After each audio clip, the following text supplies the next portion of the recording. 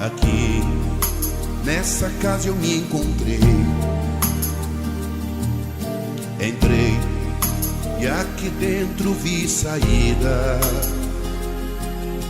Sim, foi nessa casa de amor que as benesses do labor cicatrizaram minhas feridas. Depois de muitos e muitos passes, estudo e água da paciência. Gente, muito boa noite. Quando o Leandro me convidou para trabalhar aqui hoje e pediu que a gente falasse sobre o suicídio, né? Eu confesso, para mim, se falar sobre suicídio, eu estou fora da minha zona de conforto. Eu estou fora da minha zona de conforto porque eu acho que no nosso conceito de pessoas ainda, não é fácil para nós falarmos sobre alguns temas, até da sociedade mesmo, da vida, como a gente tem trabalhado. Eu acho que o suicídio é um deles, é uma das coisas que atinge tanta gente, tantas pessoas são atingidas pelo suicídio, e às vezes nós não percebemos o volume, o tamanho que isso está tomando em nossa sociedade.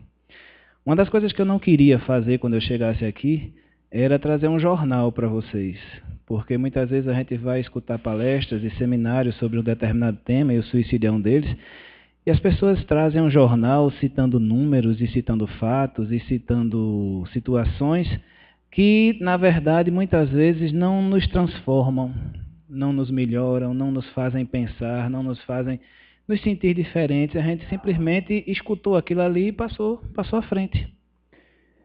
Eu acho que eu queria fazer uma coisa diferente e por isso que eu tentei trazer um novo prisma, um novo olhar. Eu vou tentar trabalhar hoje não pela ótica que a gente está acostumado a ver em muitas casas espíritas, que é aquela ótica do medo, aquela ótica da ameaça. E não só casas espíritas, mas outras casas espiritualistas, onde se você se suicidar, a gente aprende que vai passar o tempo que a gente tinha de vida sofrendo no vale dos suicidas e vai estar sangrando e vai estar doendo e você vai estar chorando. E a gente começa a querer eliminar um problema causando outro. Medo nunca foi solução para nada. Medo simplesmente paralisa. A solução dos problemas da vida vem através do amor. A solução dos problemas de todos nós vem através do crescimento de cada um de nós. E muitas vezes nesse processo, nós não conhecemos os caminhos que possam nos auxiliar. Nós não conhecemos os caminhos, ou não recebemos a informação dos caminhos que possam renovar a nossa esperança. Eu achei certamente muito bem pensado pelo nosso querido Leandro essa mensagem, nunca sem esperança. Eu costumava dizer que o suicida é uma pessoa que perdeu a esperança. Porque quando a gente perde a esperança, a gente simplesmente deixa de querer viver. Para que eu vou querer viver se eu não tenho perspectiva para amanhã? Para que eu vou querer viver se eu tenho tantos problemas na minha vida e não tenho perspectiva de resolução? Para que eu vou querer viver se eu tenho tanta coisa me dizendo que eu devo morrer para poder aliviar a minha situação? E na falta de esperança, muitas vezes a gente se entrega a esse erro. Um erro imenso. Não um erro imenso no sentido de dizer que a gente vai simplesmente sofrer, mas um erro no sentido de que a fuga, e o suicídio é uma fuga daquilo de nós mesmos muitas vezes, porque tudo que nós vivemos, tudo que nós vivenciamos, tudo que nós conhecemos é um processo íntimo, é um processo de crescimento nosso e é também consequência dos atos que muitas vezes fizemos.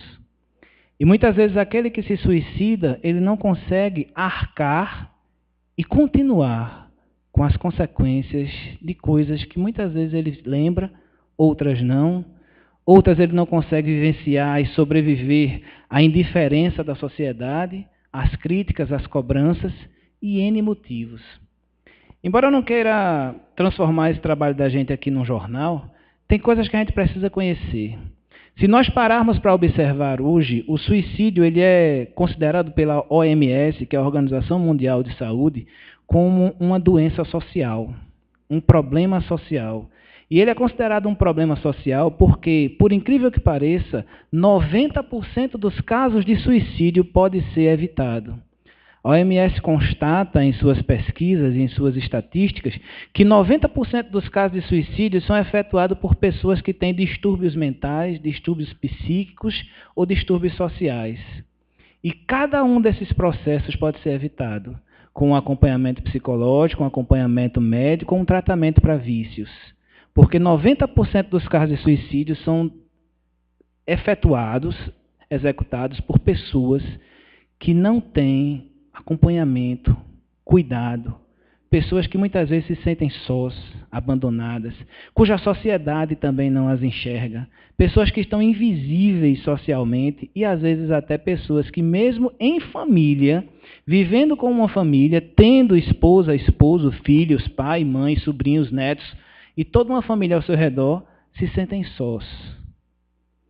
Maria Teresa de Calcutá teve a oportunidade de falar nos anos de 1900 e alguma coisa, 1990, 1995, por aí, que no mundo existe mais fome de apreciação do que de pão. Isso há quase 15 anos atrás, há mais de 15 anos, 20 anos atrás. Imagina hoje. Mais fome de apreciação do que de pão. Por quê? Porque a maioria de nós fomos criados, e a sociedade nos leva a isso, fomos criados para sermos os melhores. Fomos criados para sermos os maiores. Se nós formos contadores, temos que ser os melhores contadores. Se nós formos políticos, temos que ser os políticos mais espertos. Se nós formos advogados, temos que ser o advogado que ganha mais causa. E se nós não vivermos nesse processo, se nós não tivermos essa excelência, se nós não tivermos essa capacidade, nós somos ninguém. E começamos a receber cobranças. Quantas vezes nós, que somos pais, muitas vezes chegamos para os nossos filhos, ou para os nossos sobrinhos, ou para os familiares, e dizemos, meu filho, estude, você quer ser o que na vida? Você não vai ser ninguém? Como se as pessoas que não têm estudo fossem ninguém, não são. São pessoas que tiveram escolhas diferentes. Pessoas que têm suas limitações, como todos nós temos limitações, mas são pessoas que precisam seguir em frente. São pessoas que precisam ser entendidas como pessoas. Até porque, ao final de tudo, ou melhor ainda, ao início de tudo, todos somos filhos de Deus. Todos somos irmãos. E um dos grandes problemas que acarreta esse tão grande número de suicídios, que dá ordem, mundialmente falando, chega até 1 milhão de pessoas por ano se suicidando no mundo. Pasmem vocês que chega a ordem de uma pessoa se suicidando a cada 45 segundos no mundo. Nós não temos ideia do que é isso. Nós não conseguimos observar, nós não conseguimos analisar. Por isso que os dados, por isso que o jornal, que as informações são tão frias, porque nós muitas vezes não nos colocamos no local do próximo.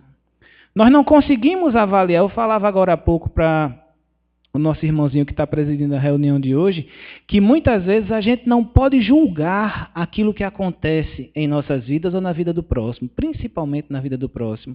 A gente não pode julgar principalmente porque nós não vivenciamos o que ele vivencia.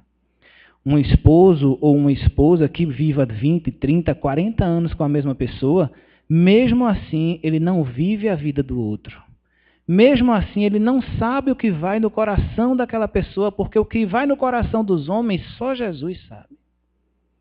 Nós todos temos dentro de nós aspectos íntimos, aspectos psicológicos, aspectos pessoais, nossas vontades, nossas decepções, nossas culpas, nossos desejos insatisfeitos. E quantas vezes nós não deixamos de buscar alguma coisa ou nos arrependemos, e o que é aquele arrependimento, aquela culpa, aquela coisa pesada que nós carregamos dentro de nós, o que é que ela nos faz? Cada um de nós tem uma reação diferente. É por isso que é tão difícil para a Organização Mundial de Saúde criar um perfil do suicida. Não existe um perfil de suicida. O suicida ele não é rico, não é pobre, ele não é homem, ele não é mulher, ele não é preto, branco, amarelo, roxo. Ele não está trabalhando, ele não é desempregado, ele não é espírita, ele não é ateu, ele é tudo isso e nada disso. Todos nós que estamos aqui, todos nós que estamos sentados aqui nesse momento conversando, somos suicidas em potencial. Porque todos nós podemos um dia chegar no limite das nossas forças e partir para esse ato desesperado. Kardec, no Livro dos Espíritos, a partir das questões 943 e até a questão 957, ele vem falando sobre suicídio. E uma das coisas que ele deixa muito claro quando fala sobre suicídio é que não existe receita de bolo para o suicida. Não existe dizer que cada suicida vai realizar um determinado tempo no umbral, no Vale dos Suicidas, vai sofrer isso, vai sofrer aquilo outro. Não, porque cada caso é um caso. E muitas vezes eu percebo as pessoas tentando evitar o suicídio de uma forma medieval, de uma forma repleta de ameaças, repleta de medo. Às vezes eu assisto uma palestra ou entro num site onde tem informações espíritas ou espiritualistas e traz todo esse aspecto do medo. E o medo, ele paralisa. Aí você paralisa aquela pessoa por medo naquele momento, perfeito. Mas quando aquela informação passar, ou quando o desespero for maior do que aquela informação, ele volta ao caminho que estava tomando. Enquanto a gente percebe que, na medida que o medo paralisa, o amor fortalece. O amor trabalha, o amor esclarece. E o que nós espíritas, nós pessoas, nós filhos de Deus, que muitas vezes não entendemos o que ser filho de Deus significa. O que nós podemos fazer? Quando nós pararmos para observar que cada pessoa que está sentada aqui na minha frente é meu irmão, nós podemos fazer muita coisa. Mas nós ainda não nos entendemos como os filhos de Deus. Por quê? Porque se eu tenho um irmão, uma esposa, um marido, um familiar, para aqueles familiares meus eu quero tudo de bom, nada de mal pode acontecer. Mas para as pessoas que estão lá fora do meu muro, eu quero mais é que se exploda, cada um pode fazer o que quiser. Então a gente não se vê como filho de Deus, porque ali fora todos são nossos irmãos. E a partir do momento que nós observarmos que o que aquela pessoa sofre, o que aquela pessoa recebe, o que eu posso fazer por ela pode transformar a vida dela, eu estou assumindo o meu papel de filho de Deus na criação, eu estou assumindo o meu papel de irmão daquelas pessoas que precisam e eu estou agindo em benefício daquela pessoa. É nesse aspecto que eu queria trabalhar hoje. Eu queria que a gente fugisse um pouco simplesmente desse fator do suicídio, simplesmente do fator do suicida, simplesmente do fator do sofrimento e nos fixássemos naquilo que nós podemos fazer. Porque o que nós podemos fazer é muito, não é pouco. Cada um de nós pode, no mínimo, ao sair daqui, conversar com alguém e dizer, rapaz, eu tive num centro essa semana e tinha um cidadão lá falando sobre suicídio. Aí quem estiver conversando com você vai dizer, vixe, Deus me livre de me suicidar, né? Aí a gente vai dizer, não, mas não é isso que você está pensando. O suicídio não é por aí, aí a gente pode começar a conversar. Quem sabe quanta dor e quanto sofrimento a gente não pode evitar com uma palavra.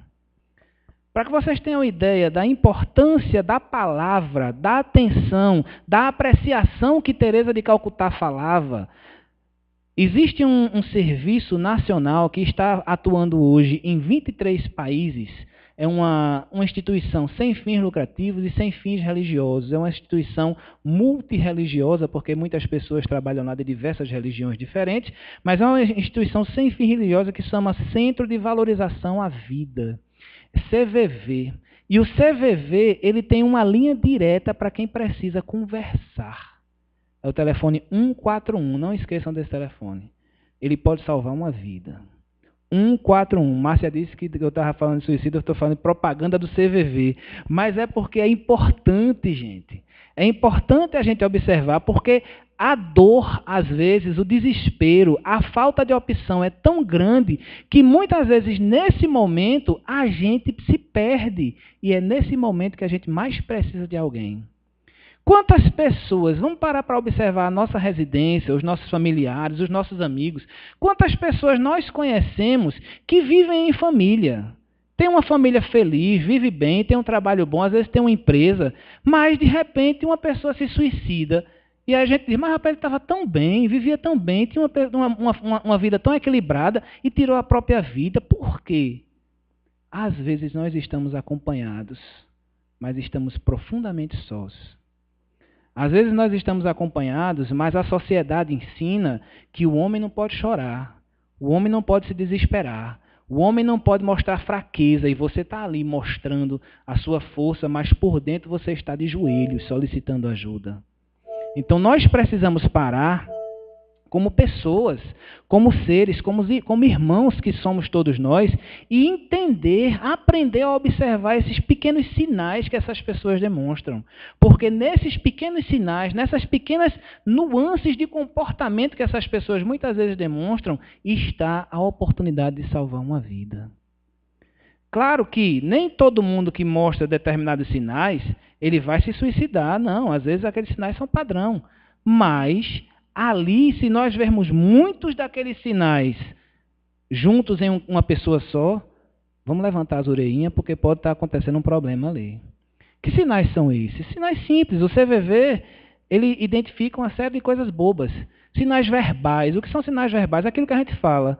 Não tem uma hora que você às vezes está cansado, assim, rapaz, era melhor que eu morresse para dar uma descansadazinha. Às vezes não tem gente que faz isso, né, que fala essas besteiras assim, né? Pronto. E de repente, às vezes a pessoa fala isso com muita frequência. E às vezes você olha e percebe que aquela pessoa não está brincando, que realmente ela está significando aquilo. E você começa a observar. Aquela pessoa, de repente, ela pode ter alterações de humor muito rápidas. Ela pode estar bem no momento, daqui a pouco entrar numa depressão, chorar convulsivamente por causa de uma besteira, por causa de uma situação boba, ou então se irritar com alguém que não atende o que ela quer. E aquelas alterações de humor, embora não seja um indício de suicídio, mas é indício de problema psicológico. É indício de algum desequilíbrio. E 90% dos casos de suicídio são por desequilíbrios psicoterápicos. Muitas vezes, aquela pessoa ela entra num processo de recolhimento, de tristeza profunda, de depressão. Aí alguém vai dizer, João, tu está dizendo que todo mundo que é depressivo vai se suicidar? Não. Mas talvez o suicídio passe pela depressão. Porque o que é a depressão? Além de uma solidão imensa e uma tristeza profunda. E muitas vezes nós não somos capazes de aguentar esse processo. Muitas vezes o suicida ele vai aumentar ou iniciar até a ingerir álcool e algumas drogas. O álcool e as drogas fazem parte dos problemas que 90% dos suicidas enfrentam. Porque quando você está no álcool e quando você está nas drogas, você está tentando às vezes até fugir de você mesmo e você não sabe. Você está querendo fugir de uma situação. Tem até uma música que diz assim, eu vou beber para esquecer meus problemas. Né? A gente faz isso, esquece. Momentaneamente você esquece. Mas quando termina o efeito do álcool, o problema volta. E volta outro. E voltam mais problemas. No mínimo a conta para pagar. E a gente tem todo esse processo. E às vezes a gente não percebe, a gente vê as pessoas passando por situações próximas a nós e não percebemos ou não damos a atenção. Desesperança, gente. O que é a desesperança? É a falta de perspectiva do futuro. Já conversaram com alguém que está num problema um problema qualquer na vida e diz assim, a gente vai para onde esse final de semana? Sei lá, qualquer canto tá bom, não estou nem a fim de sair de casa. Tu vai viajar nas férias? Que férias, menino? Vou não sei nem se eu estou vivo lá. Às vezes a gente diz isso falando uma besteirinha, a gente diz, é normal. Mas quando isso se repete e quando isso é dito com muita ênfase, pode significar um problema. Vocês já viram gente? Eu achei muito engraçado. Minha mãe está para fazer uma cirurgia, tireoide, ela vai tirar a tireoide. Aí quando foi ontem, a gente foi na casa dela, que ela vai se operar na terça-feira, e ela disse, olha meu filho, veja só, você tem que organizar, porque o dinheiro que você precisar, se precisar, Deus vai proteger, não vai acontecer nada de mal. Mas se eu morrer, o dinheiro do caixão você tira da sua tia, que ela já sabe qual é a funerária que vai agir, e não sei o que, você vá no banco, faça assim, você distribui isso, meu testamento está aqui, não sei o que. Eu digo, mãe, relaxa.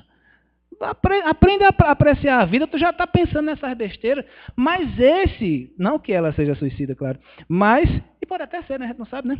Mas esse é um dos processos onde o suicida ele vai tentar fazer. O suicida, quando ele realmente toma aquela vontade de se suicidar, quando ele decide, ele vai começar a se despedir das pessoas.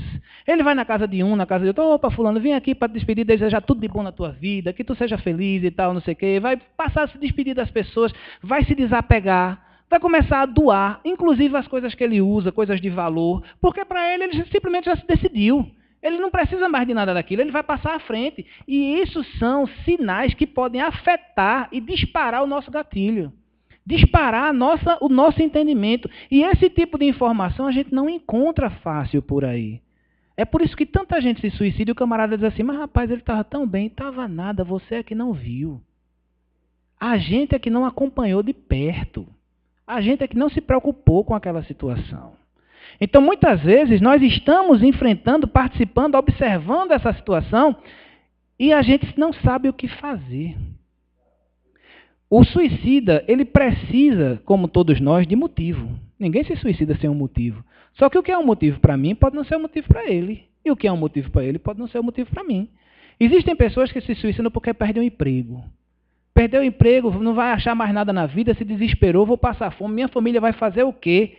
E vai e tira a vida dele por causa de um ato desesperado, sem pensar. Muitas vezes, eu já fiquei sem emprego na minha vida, aquilo ali foi motivo para correr atrás. Então a gente precisa entender, por isso que eu disse, a gente não pode julgar o que vai no coração de ninguém. A gente não sabe as limitações.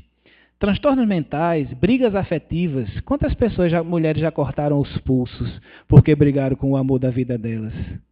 Não é verdade? E se suicidaram porque brigaram com o amor da vida delas. Inclusive, é um fato interessante, tem um dado estatístico que é muito legal. Vale até a pena para a gente rir um pouquinho, né? Homens e mulheres se suicidam, né? Mas normalmente a taxa de suicídio masculino é maior do que a feminina. O homem se suicida mais do que a mulher. Mas não é porque o homem... A mulher não tenta, não. É porque o homem ele é mais competente na tentativa de suicídio. Mais competente em que sentido? Mulher é um bichinho delicado, né? Mulher vai, corta os pulsos, toma um remedinho, toma um formicidazinho, entra no carro, liga o carro e deixa o cano de escape para dentro. Ela consegue ser aquela coisa delicadazinha e dá tempo de socorrer. Homem não, homem é bruto por natureza. É tiro na cabeça, tiro no coração, faca, corda, todas essas coisas. Por isso que o homem é mais competente para se suicidar. Mas eu estou brincando, mas isso é fato. Isso são fatos estatísticos, tá certo? E é muito interessante a gente observar, porque uma das coisas que o CVV diz, que se nós estivermos atentos às pessoas que estão ao nosso redor, e se nós percebermos que uma daquelas pessoas está realmente dando sinais de que tem alguma tendência suicida naquele momento, nós possamos fazer pelo menos 3 coisas. A primeira é buscar ajuda médica. A primeira é buscar ajuda médica para aquela pessoa, levar ela para um psiquiatra, talvez chamar um psiquiatra, chamar a família, ver o que é que acontece e tentar levar aquela pessoa a um médico, alguma coisa. A segunda é conversar, porque o suicida ele precisa de conversa. Ele precisa falar, ele precisa jogar para fora aquele processo. E muitas vezes ele simplesmente precisava de atenção e não achou ninguém que desse a atenção que ele precisava. E a terceira, claro, por uma questão de segurança, é tirar de junto dele aqueles brinquedinhos que o suicida gosta de brincar, né? Revólver, faca, chave de fenda, corda, cinto, essas coisas assim, a gente tirar de junto, porque isso é uma maneira que a gente tem de proteger o suicida, de levar um pouco mais de tempo a que ele tome aquela decisão. Mas não é simplesmente a conversa que a gente precisa ter com o suicida. Não é simplesmente você chegar para ele e dizer, amigo, tudo bom? Você está bem? Como é que vai a família? Aí ele vai dizer, estou bem, nada. Isso aí você vai lembrar todas as desgraças que ele estava passando, todos os processos que levaram ele a tomar aquela decisão. Não é levar a conversa para outro nível. É tentar tirar aquela ideia dele, não tirar a ideia do suicídio, mas tirar o sentimento naquele momento. Converse sobre outras coisas, converse sobre outras coisas. Existem fatos que são muito interessantes. Algumas pessoas, por grande e imensa solidão, chegaram ao suicídio. Outras declararam que só porque ganharam um cachorrinho, não se suicidaram. Porque tinha com quem falar, tinha com quem brincar, tinha obrigação de dar água, de dar banho, de dar comida. Veja a que nível de solidão nós chegamos. O CVV relata em um dos seus... Eu estou falando muito do CVV porque tem 2 livretozinhos bem legais. Eu acho que um está aqui. Esse livretozinho chama Suicídio, uma epidemia silenciosa. Ele é escrito por um jornalista do Rio de Janeiro, muito bom. Muita coisa que eu estou falando aqui está aqui dentro. Então é muito bom. Isso aqui é distribuído gratuito na internet. Basta você baixar o PDF e imprimir ou ler no computador. E aqui fala muito sobre a questão do suicídio, muito bom. E aqui também tem um livretozinho da FEB, da Federação Espírita Brasileira, Suicídio Não, em Defesa da Vida, que fala também muita coisa legal sobre suicídio. Depois, quem quiser, pega o nomezinho aqui, ou fotografa a capa, procura na internet, que é bem legal. E nesse material, e em outras fontes que eu peguei também na pesquisa, conta alguns casos do CVV que são casos que parecem coisa de novela, parecem coisa de brincadeira. Mas, para vocês terem uma ideia, um desses casos que me marcou muito foi a questão de uma senhora que ligou para o CVV E a atendente, a pessoa que atendeu foi muito solícita com ela, mas ela ligou para dizer que estava fazendo um bolo, que tinha um bolo no forno e que o bolo ia ficar muito gostoso. E a atendente percebeu o nível de solidão em que aquela senhora se encontrava. Porque qualquer um de nós que esteja dentro de suas posses, de suas situações normais, que uma pessoa equilibrada, com harmonia em seu viver, tem um irmão, tem um amigo, tem um filho, tem um neto, tem um vizinho, tem um companheiro da outra rua, tem alguém que você ligue para ele para poder conversar. Mas aquela senhora não tinha ninguém. Ela deve ter visto uma propaganda do CVV e disse: é a minha oportunidade de conversar com alguém. Talvez ali tenha sido o grito dela.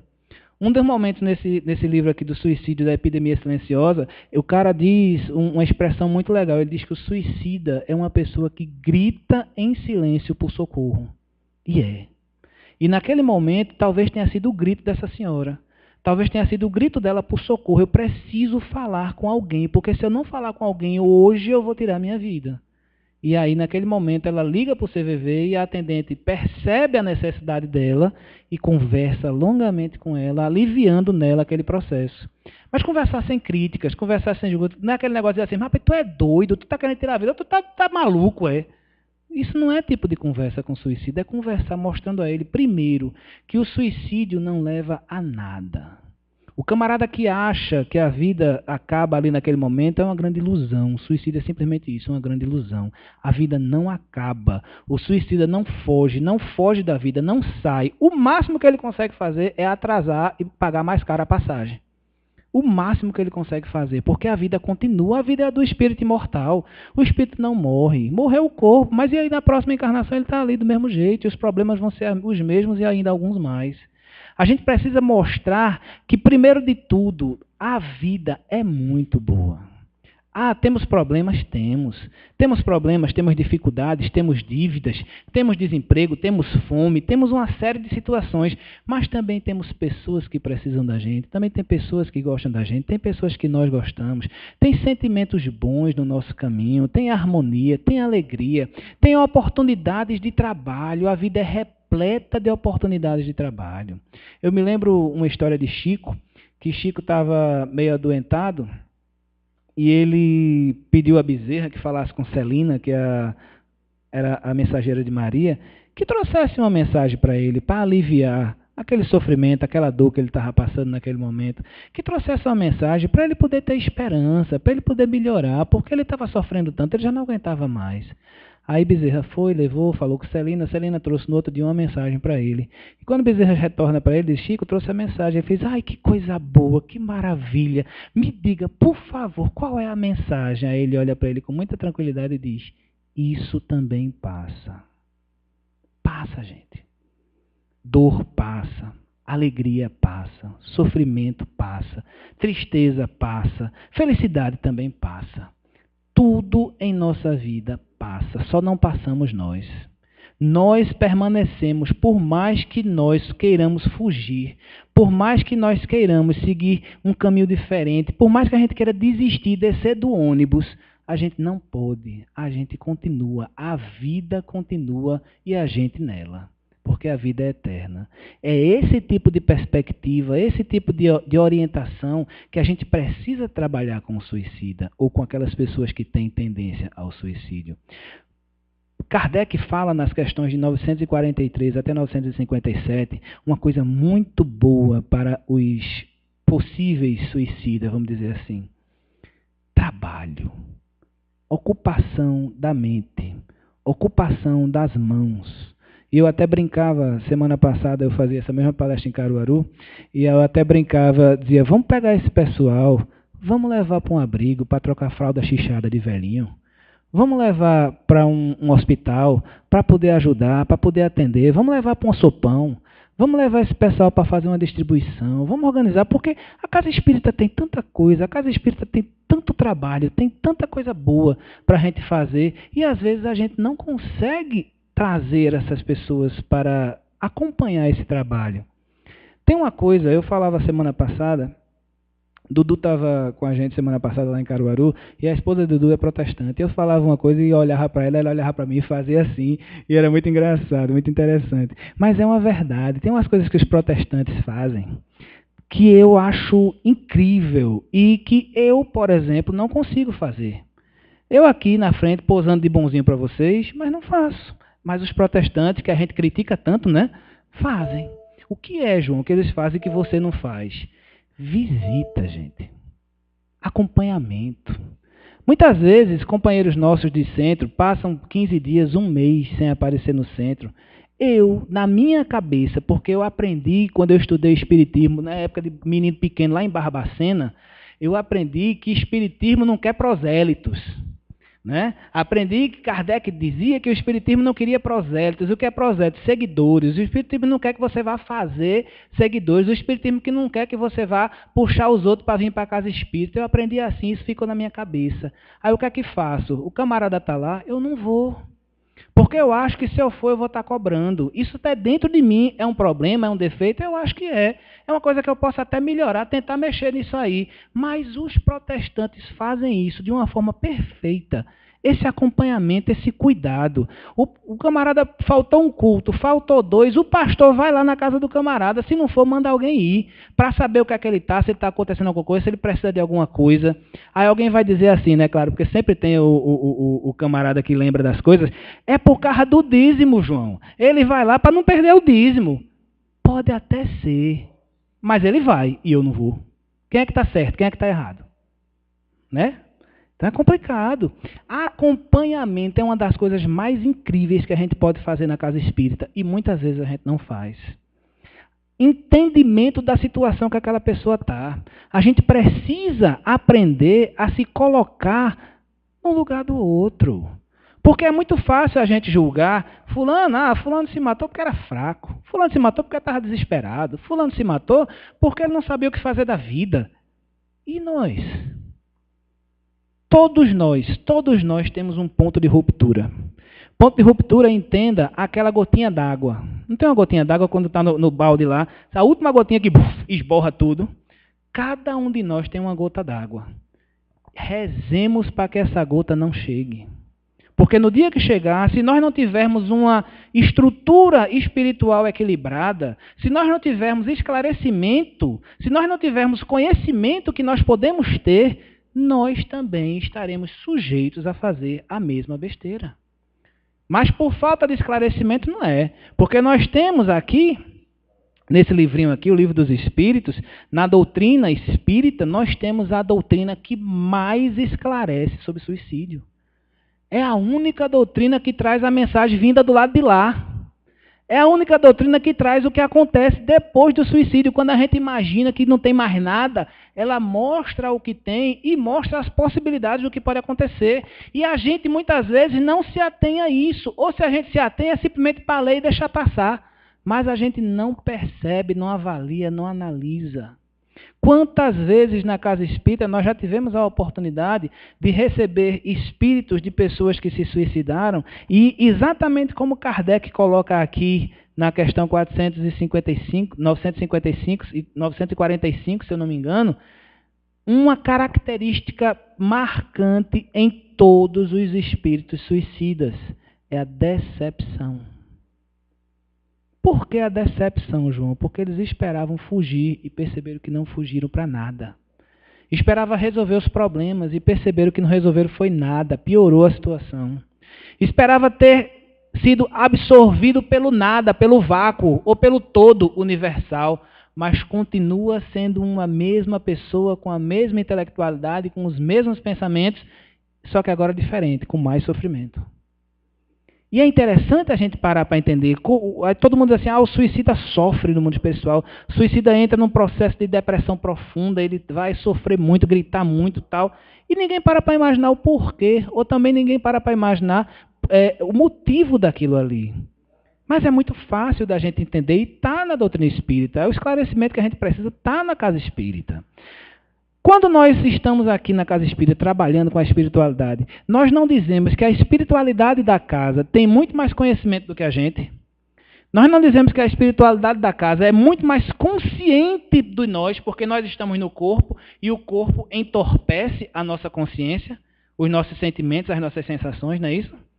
O suicídio ele passa pelo mesmo processo. No que ele perdeu o corpo, Ele é espírito. E o espírito ele está muito mais consciente, está muito mais atento àquilo que está acontecendo. Ele está com uma capacidade de sensação, de sentir muito mais forte. E aí o que é que acontece? Quando ele entra no mundo espiritual, percebe o que fez, percebe a bobagem que fez, e entra naquele processo de parafuso que muitas vezes nós também temos, da culpa, a culpa dele é muito maior do que a nossa. A culpa dele é muito mais forte do que a nossa. O arrependimento dele é muito mais forte do que o nosso. E aí, subconscientemente, essa culpa, esse arrependimento, esse processo doloroso do espírito é externado. E ali vem o sofrimento dele. Me matei, fiz isso, fiz aquilo outro. E ali ele vai externar no espírito tudo aquilo que ele está sentindo. Por isso que ele sofre. E por isso que ele precisa do nosso apoio. Divaldo Franco conta um caso muito legal, que é para a gente entender. Às vezes a gente diz assim, mas João, eu não conheço ninguém que se suicidou, não conheço ninguém que queira se suicidar para eu poder ajudar. Eu vou até falar com o outro que dê uma suicidadazinha para eu poder ajudar, né? Mas a gente vai brincando assim, mas não vamos fazer isso não. Mas Divaldo conta um fato bem legal que aconteceu na vida dele, que mostra o que a gente pode fazer pelo suicídio. Divaldo conta que um dia em Salvador ele estava lendo o jornal e viu uma nota de suicídio. Fulano de tal, suicidou-se dia tal, assim, tal, a família enlutada, blá. E Divaldo disse que sentiu grande misericórdia por aquela pessoa. Num caderninhozinho que ele andava, que era o caderninho de orações dele, ele anotou o nome daquela pessoa, a data, a cidade, e passou a todas as noites orar por aquele rapaz que tinha se suicidado. Todas as noites, no momento de oração dele, ele orava por aquele rapaz que tinha se suicidado, orava por ele, vibrava por ele, e ele repetiu isso durante vários anos. Até que um dia, Divaldo estava num dos momentos de tristeza que a vida dá de presente para a gente, porque não pense que só porque você é espírita, palestrante, da Mansão do Caminho, Divaldo Franco, não tem dor, não tem sofrimento, não, isso não tem, elimina isso. Ser espírita não tira o sofrimento da vida de ninguém, não. Ser espírita esclarece por que você está passando por aquilo ali. É diferente, ele lhe dá forças para seguir em frente. E aí Divaldo estava num momento daquele sofrimento, de dor e de angústia na vida dele, e chorando dentro do quarto dele. De repente ele diz que aparece um espírito para ele e diz, olha, não, você, entre todas as pessoas, você não pode chorar. Aí Divaldo não conhecia aquele espírito e ficou espantado. Ele disse, não, você não pode chorar, levante o ânimo, observe, a vida continua, vamos trabalhar, você não pode chorar. E ele pediu para perguntar, por que você? Quem é você? O que foi que eu fiz com você? Eu lhe conheço.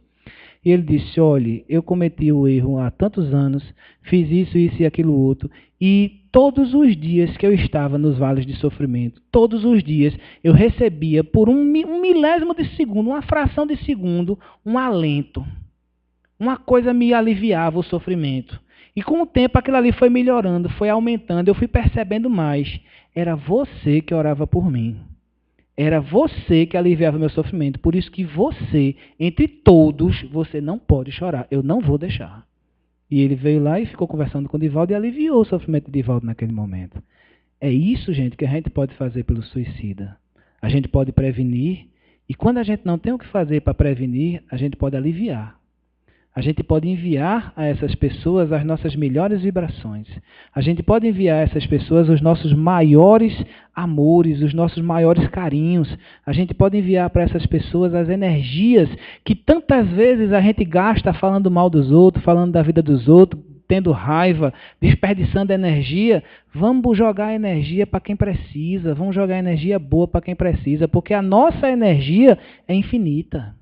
A nossa mente é uma fonte de energia infinita e nesse momento nós podemos fazer muito por essas pessoas que se vão. Erradamente, equivocadamente, mas nós podemos muito. Dentro daquilo que nós podemos fazer, enquanto eles ainda estão na carne, enquanto eles ainda estão encarnados, é cuidar, esclarecer, ajudar. Nós podemos relaxar, nós podemos seguir em frente, nós podemos trabalhar, entender, compreender, levar em frente aquilo que a gente possa fazer, apreciar, como diz Teresa de Calcutá, perceber que aquilo que a gente possa fazer pelo nosso irmão é o que de melhor nós pudermos dar. se nós pudermos observar a nossa vida como filhos de Deus, como segmentos da divindade, se nós pudermos crescer junto do nosso irmão, crescer em cuidado, em carinho, em vibração, é o que nós mais podemos fazer. É o que nós mais podemos trabalhar. Entender, observar, fazer uma prece. É o melhor momento que nós podemos fazer. Uma prece. Observar aquele que precisa e entender as limitações de cada um. Entender as limitações que cada um apresenta. Entender o grito silencioso que muitas vezes vem disfarçado de álcool, de drogas, de fuga. Entender que muitas vezes esses nossos irmãos são trazidos até locais como esse para receber o apoio que precisam. E, infelizmente, como crianças birrentas, como pessoas birrentas, não sabem ainda reconhecer. Mas a gente pode fazer muito por isso. A gente pode fazer de todas as maneiras possíveis. Quando não fisicamente, pelo menos espiritualmente. Uma prece, uma lembrança, observar e viver. Maria Teresa diz que o remédio para o suicídio, da melhor maneira que nós possamos dar, é a apreciação, atenção, cuidado, escutar aquela pessoa, se fazer presente, estar no dia a dia se nós pudermos, mas se nós não pudermos, pelo menos ligar. Uma das coisas muito legais que a tecnologia nos deu foi esse WhatsApp, porque ele transforma a nossa solidão em uma presença de brinquedo, porque a gente transforma tudo que a gente sente nas carinhas que ele coloca lá. A gente nem está alegre, nem está bom, mas a gente coloca um sorrisinho lá para a gente poder passar bem na fita, para as pessoas não perceberem que a gente está sofrendo. A virtualização de tudo que a gente sentiu, a virtualização do encontro, muitas vezes nós perdemos, principalmente a juventude hoje. A juventude hoje ela perdeu o contato que as gerações mais antigas tinham. E quando você tinha o contato olho no olho, quando você tinha o contato falando com a pessoa, quando você tinha um contato observando, sentindo como é que estava aquela pessoa, você tinha uma possibilidade de auxiliar diretamente. A psicologia hoje está muito preocupada com a juventude, porque, na verdade, dentro do processo da juventude está um afastamento da colocação. Um afastamento das pessoas. Se você pega muitos jovens hoje e coloca numa sala, se não tiver um celular na mão, eles não vão conseguir se comunicar. Porque eles têm medo, vergonha, uma limitação grande de se comunicar entre si. E a psicologia está muito preocupada com isso. O que nós podemos fazer? Enquanto não for desenvolvido, enquanto não for trabalhado uma observação nova sobre esse processo, observar nas entrelinhas. Se nós nos preocupamos com a pessoa, se nós gostamos dela, se nós temos uma convivência, nós começamos a perceber um pouco daqueles sinais que a gente tinha falado aqui no começo. Uma frase que demonstra uma tristeza, uma observação, as fotos que ela está postando, eu estou vendo que aquele sorriso ali é meio falso, está acontecendo alguma coisa, e a gente se aproximar, dar atenção, dar acompanhamento. Na casa espírita nós temos grupos de oração, grupos de apoio, reuniões que trabalham com a convivência espiritual, reuniões mediúnicas que recebem os espíritos sofredores que estão em milhões e milhares por aí, vibrar por essas pessoas, vibrar por essas reuniões. Percebemos que alguma dessas pessoas está em sofrimento, percebemos que alguma dessas pessoas está precisando de ajuda, vamos junto com ela ter nossas ocupações. Vamos convidar ela para vir para algum lugar, vamos convidar ela para sair para algum canto, vamos convidar ela para conhecer pessoas que também sofrem, vamos convidar ela para distribuir uma sopa, vamos convidar ela até para ir almoçar lá em casa domingo, porque é uma maneira que você tem daquela pessoa não estar só. É uma maneira que nós temos daquela pessoa precisar de nosso apoio e nós colocarmos. A casa espírita, ela nos dá muito daquilo que a gente precisa. Ela nos dá esclarecimento, ela nos dá orientação, ela nos dá os meios de trabalhar, mas apenas nós podemos tomar a iniciativa e partir para a ação. Apenas nós podemos realmente escolher aquilo que nós queremos fazer. E alguém pode até dizer, tá, João, tu está falando tudo isso aí, mas eu não conheço ninguém suicida, eu não conheço ninguém que esteja querendo se suicidar, eu não conheço ninguém que esteja com essa necessidade. E quem sabe se nós não conhecemos? Quem sabe se até para nós mesmos isso não ajuda? Quem sabe aquelas pessoas que convivem conosco, quantas delas precisam de nossa ajuda? Eu achava muito legal, tem uma passagem na Bíblia que fala muito legal, e nós vamos encontrar isso umas 3 vezes, dizendo assim, Jesus, que sabia o que ia no coração dos homens, e Jesus sabe o que vai no coração dos homens, mas nós muitas vezes não temos esse processo. E hoje, eu até falava com o Leandro agora há pouco, muitas vezes eu tenho sentido, e nós temos acompanhado em vários locais, um afastamento tão grande das pessoas de Jesus, da casa espírita, da casa religiosa como um todo. Um afastamento não por falta de vontade, não por falta de fé, não por falta de desejo, mas um afastamento muitas vezes até pelas coisas do dia a dia. Essas coisas que nos ocupam a mente, nos ocupam as tarefas, e muitas vezes a gente perde o horário, a gente está tão ocupado que a gente não quer ir para o centro, a gente não se preocupa. Aí como a gente está preocupado, como a gente está cansado, como a gente chega em casa já estafado, a gente não lembra de orar, a gente não lembra de fazer uma leitura, a gente não lembra de ler um evangelho, a gente não lembra de tentar fazer uma prece, uma meditação. Aí nesse processo passa um dia, passa 2, passa 3, e a gente vai se afastando sem querer da única coisa que poderia nos dar forças, que é a religiosidade em Cristo. A fé que nós podemos ter, independente da fé. Eu sou espírita por uma consequência, mas eu podia ser católico, podia ser budista, podia ser shintoísta, protestante. O que não existe religião ruim. A melhor religião é aquela que fizer mais homens de bem. Questão 842 do Livro dos Espíritos. Se a religião nos melhora, ela é boa para nós. Se ela nos mostra o caminho do bem, ela é boa para nós. Se nós estamos dispostos a seguir aquele caminho e trabalhar nele, nós somos melhores ainda. Ela nos torna melhores. Então nós precisamos seguir esse caminho e tentar não nos afastar. E se percebermos que alguém está precisando retomar esse caminho, tentar ir lá, conversar com aquela pessoa, chamar, conversar, tentar esclarecer ou até levar para ele aquilo que ele precisa. Porque muitas vezes a gente acha que a apreciação espiritual, a apreciação religiosa, ela tem que ser como uma doutrinação. Você tem que chegar na casa de alguém e ler uma parte do evangelho, e aquela pessoa tem que escutar, tem que discutir sobre aquilo ali, tem que interpretar. Não precisa. Para que a gente faça um processo evangélico, onde quer que nós estejamos, basta que nós estejamos vibrando por aquela pessoa. Basta que nós estejamos bem, equilibrados e levando um pouco daquilo ali para aquela pessoa. Às vezes a gente pode estar falando de pipoca, mas fala de pipoca com carinho. E aquela pessoa que recebeu o carinho vai estar sentindo, porque nós somos seres espirituais. Nós estamos em um corpo, vivemos em um corpo, utilizamos esse corpo, mas somos seres espirituais. E como seres espirituais, a nossa sensibilidade é muito maior do que nós imaginamos. É por isso que se nós estivermos aqui vibrando em uníssono por uma pessoa, essa pessoa irá receber aquela vibração. Mas se nós estivermos aqui e a nossa mente estiver divagando, ou preocupada, ou curiosa, ou com raiva, ou com tristeza, e nós não conseguirmos vibrar num padrão bom, aquela pessoa não vai receber a nossa vibração.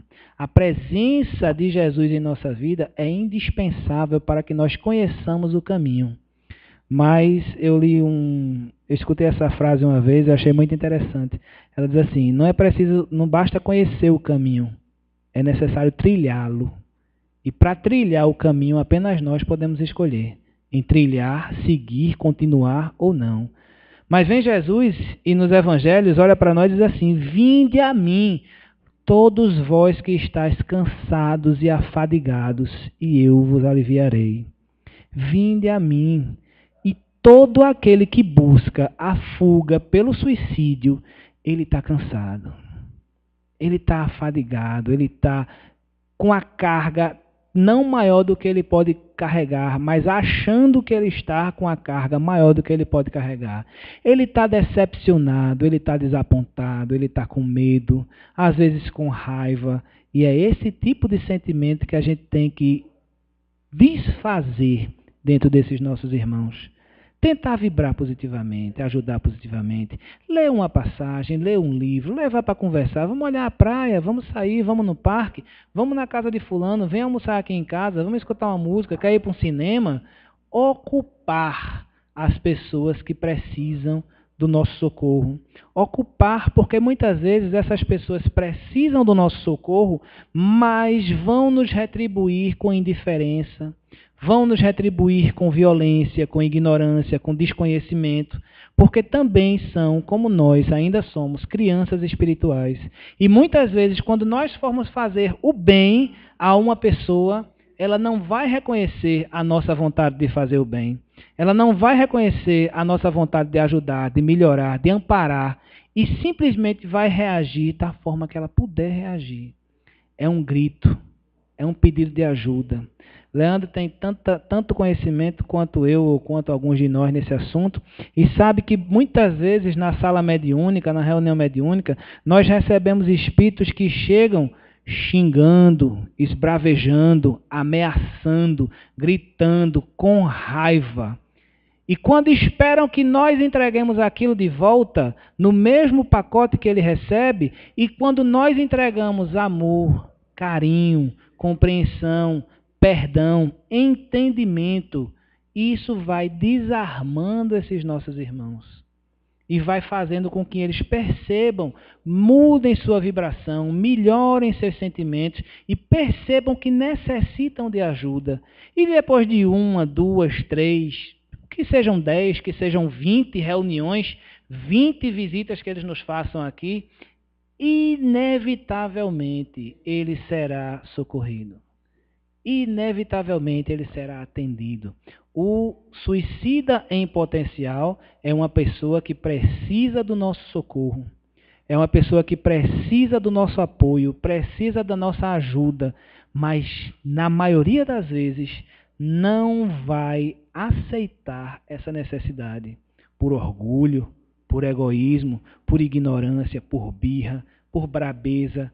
Cabe a nós, pessoas que estamos dispostas a auxiliar os nossos irmãos, baixarmos o nosso orgulho, entendermos, utilizarmos a misericórdia que Jesus coloca em nossos corações e abrir os nossos corações, as nossas mãos e os nossos braços para esses nossos irmãos que precisam tanto, tanto, tanto, tanto do nosso apoio.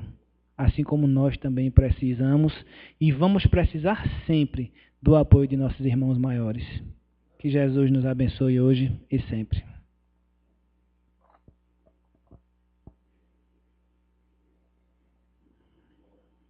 Senhor, graças te damos por mais essa noite. Graças te damos por esse momento de esclarecimento, de orientação. Por esse momento onde podemos apreciar e aprender cada vez mais, Senhor. Graças te damos por todos aqueles que aqui se encontram, por aqueles que aqui aprenderam, por aqueles que ainda não aprenderam, encarnados, desencarnados. Mas te pedimos, Mestre, te pedimos tua misericórdia para cada um de nós. Te pedimos que tuas bênçãos desçam sobre todos aqueles que necessitam imensamente nesse momento. Te pedimos que a tua paz pouse nos corações de todos aqueles que necessitam e que se fazem presentes. Te pedimos, Senhor, com muita humildade, que esteja conosco. Que tuas bênçãos, que tua paz, que tua luz possam nos fortalecer hoje e sempre. Que assim seja.